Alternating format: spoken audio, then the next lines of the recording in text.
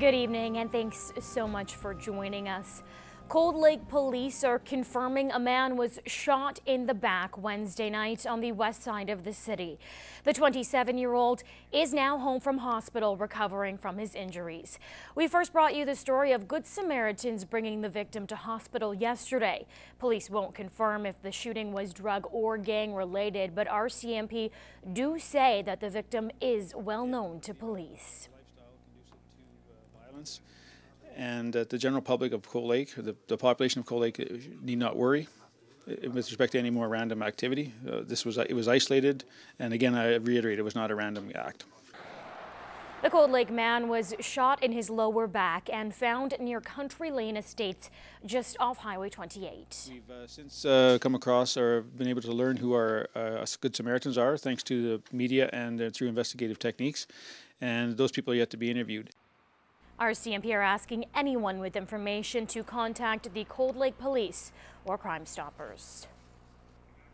Well, if you live in Cold Lake, expect to see a bit of a light show illuminating the sky tonight. Nothing to be alarmed about, though. The Royal Canadian Air Force is dropping flares over Primrose Lake as part of a routine training exercise. The flares will leave behind a smoke trail, but officials say there is no danger and they will be burnt out well before reaching the ground. The fight to get flavored tobacco products off Alberta store shelves is moving one step closer to reality. Bill 206, the Tobacco Reduction Amendment Act, received its first reading in the Alberta Legislative Assembly.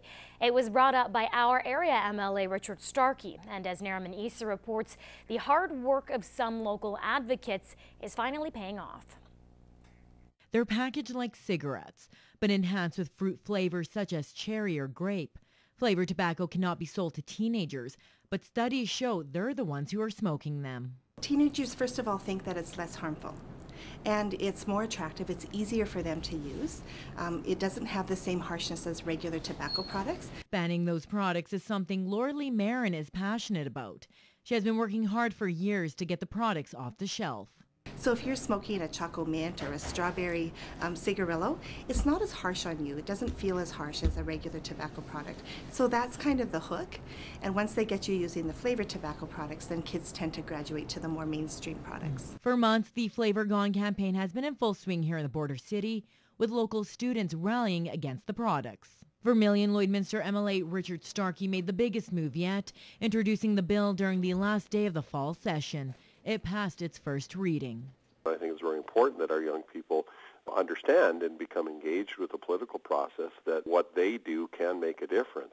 It makes me very proud of this issue, and I really hope the government decides to pass this law because Albertans deserve it. For Gianna Marin, she says she's excited that the hard work she and her peers have done over the past few months is now garnering political attention. Youth are not at an age where they can make the decision like this for their health, and if they ban it, then it will help take away the opportunity to start.